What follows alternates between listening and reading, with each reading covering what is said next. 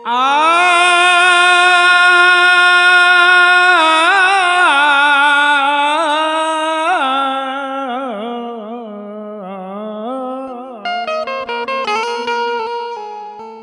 बाप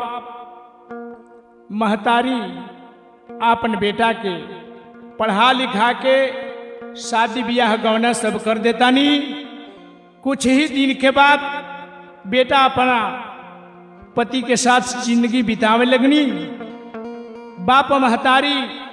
आपस में विचार करतिया, माई महुरावा रे भैली,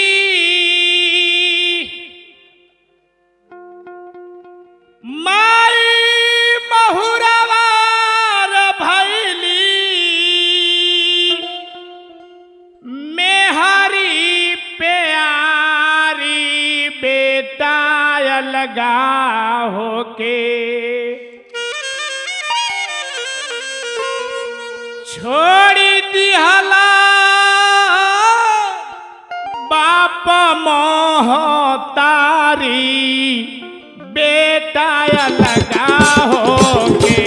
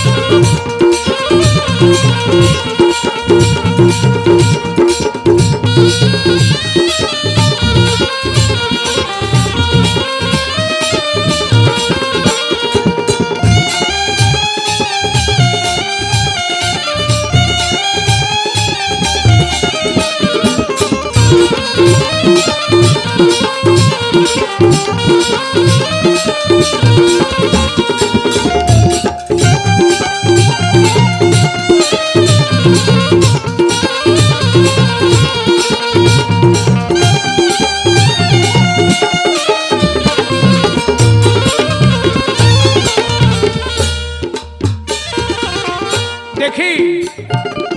आपस में दोनों जानी लोग बतियावतिया, बड़ी असरा से है बेटा के पढ़ौनी निखवनी।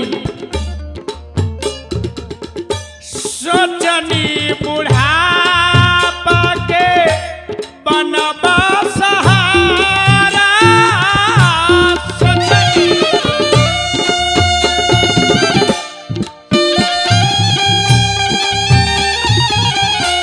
सोचनी बुढ़ापा के बनबा सहारा,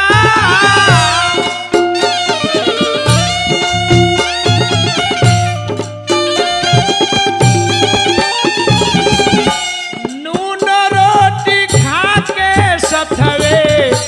करब हम गुजारा, करब हम गुजारा।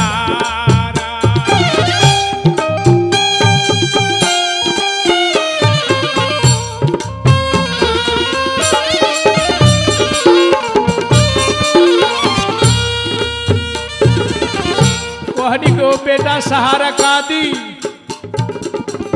रोटी के बदला में दिहले,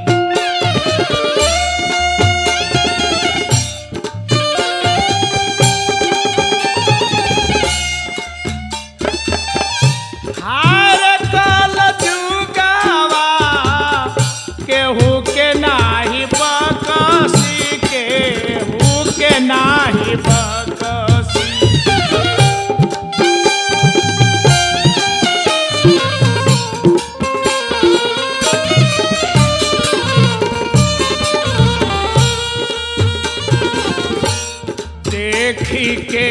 लुकई है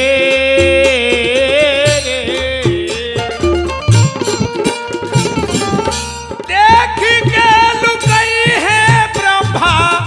विष्णु त्रिपुरारी बेताय लगा होके देखी के लुकई है ब्रह्मा विष्णु त्रिपुरारी बेताय लगा होके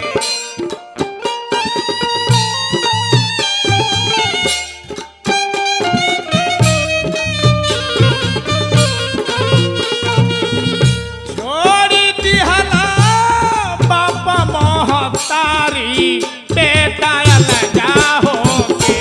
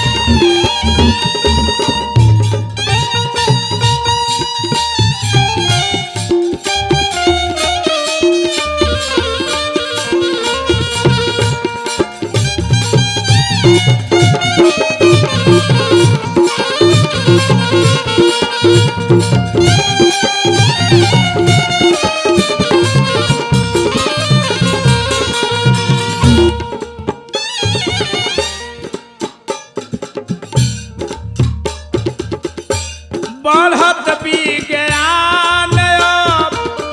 बिना सवरी जाता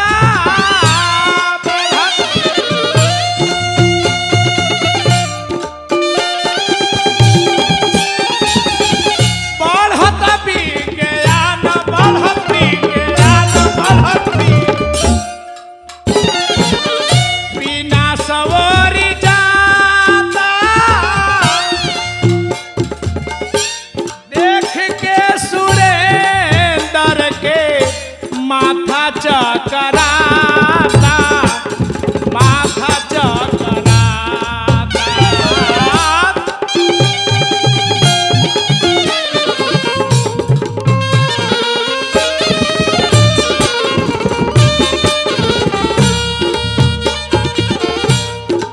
ना जानी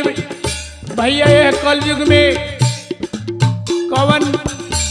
बीमारी लोग के धैले बा ना जाने धैले जाता हो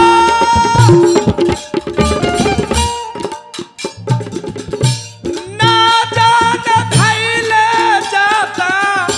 कौन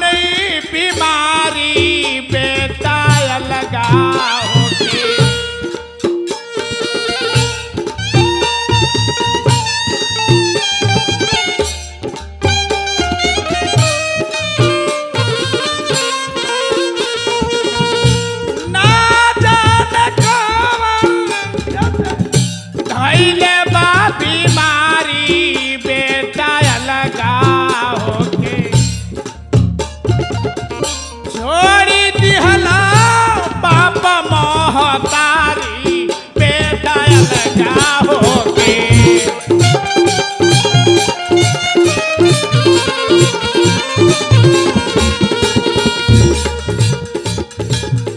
छोड़ी दिहला बाप मोहतारी बेटा अलग होके छोड़ी दिहला बाप मोहतारी बेटा